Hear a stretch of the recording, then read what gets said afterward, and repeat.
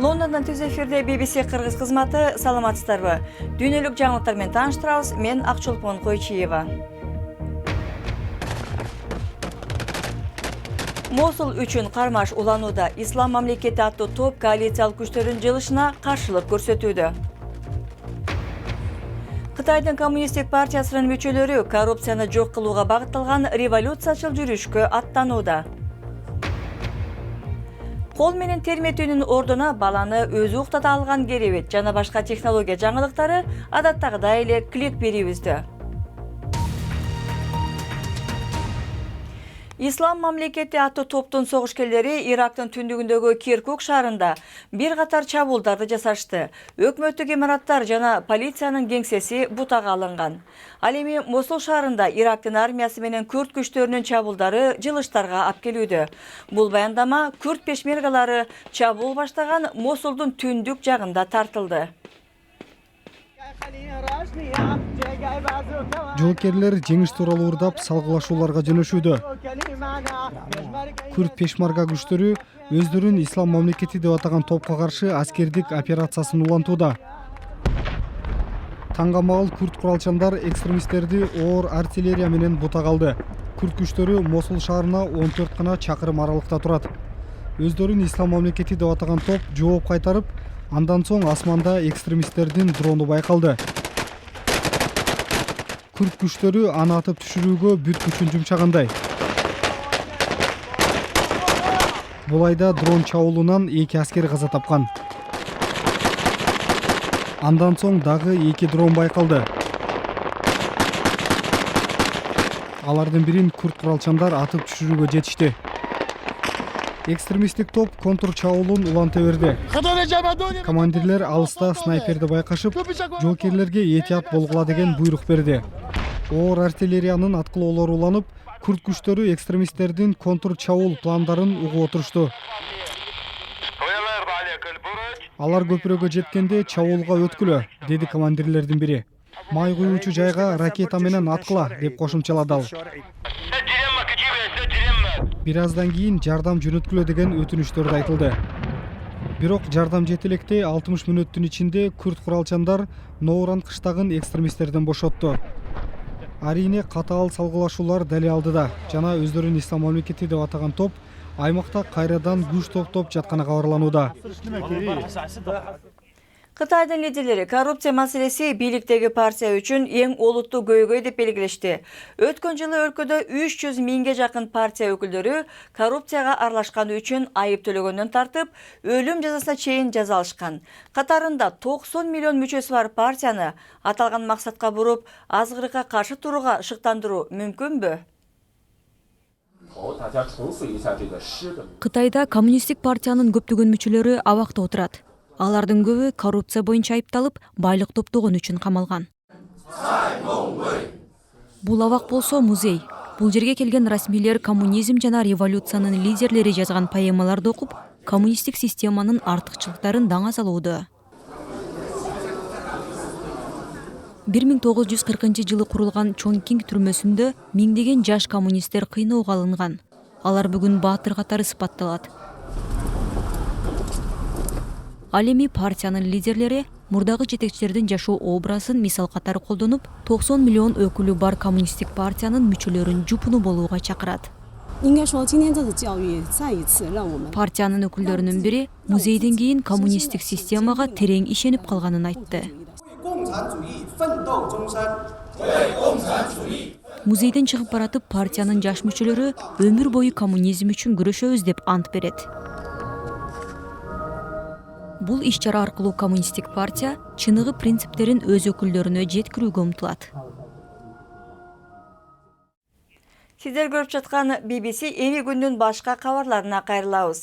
Бириккен Улуттар уюму билдиргендей, коопсуздукка байланыштуу жагдайдан улам Сириянын Алеппо шаарынан жарадар кишилерди чыгарып кетүү баштала элек.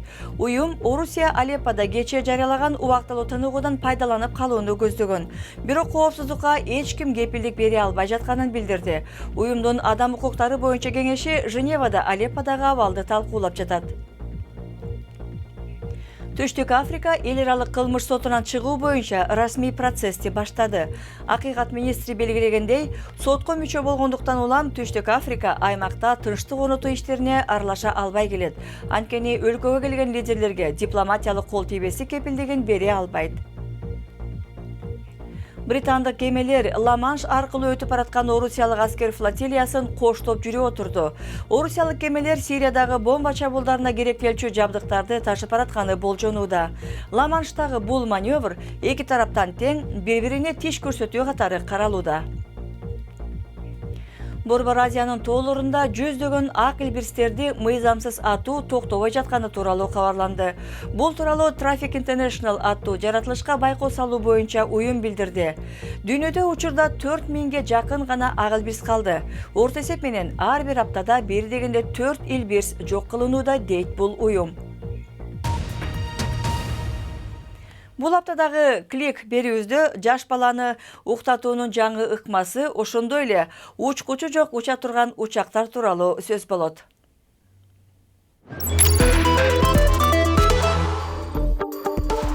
Бешик терметип жатып тажадыңызбы? Түнү менен бала багып уктабай чыккан жаш үй бүлөлөргө жагымдуу кабар. Snow аттуу америкалык компанияда бул аптада жаңы бешик сыяктуу керебетин сатыкка койду. Кнопканы басканда керебет баланы өзү терметип уктатат экен. Ал аз келгенси баланы ороп жаткырганда керебет ымыркайга энесинин курсагында кандай үндөр угулса, ошого окшош добуш чыгарып, бала тез уктап калат экен.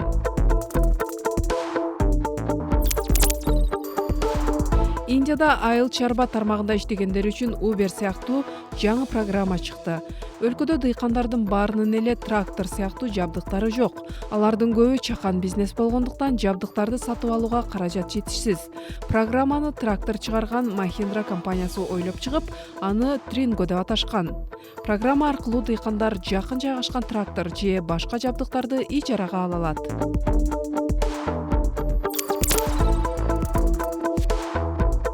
Айдоочусуз унаалар жаңы чыгып жатканда учкучсуз учактар пайда болууда.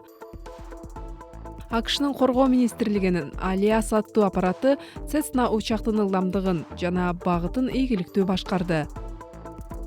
Алиас аппараты планшет аркылуу алыста башкарылат жана учкучтун жардамчысы болуп бере алат. Изилдөөчүлөр бул технология келечекте учкучтарга көмөк көрсөтөт деп билдирүүдө.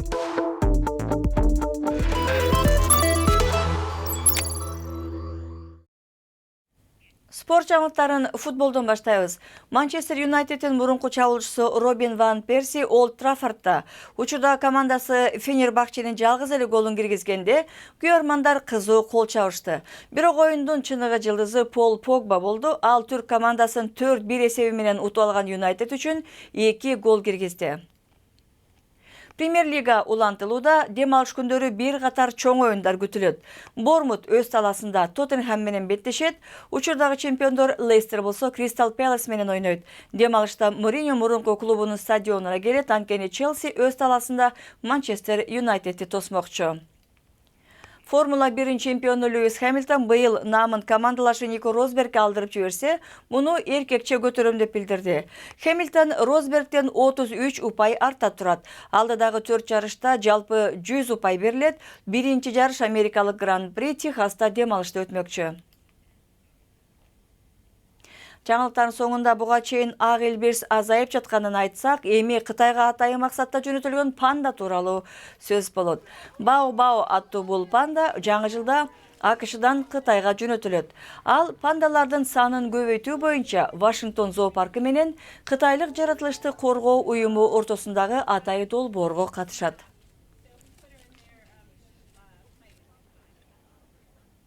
Сейрек жануарларды коргоо маселеси кабыргасынан турган чакта Кыргызстандын Шамшы коругуна ак илбирстер кайтып келгени тууралуу биздин сайтта макала турат. Дарегибиз bbc-kыргыз.com. Берүүбүздү ушуну менен жыйынтыктайбыз. Аны алып барган Акчолпон Койчиева.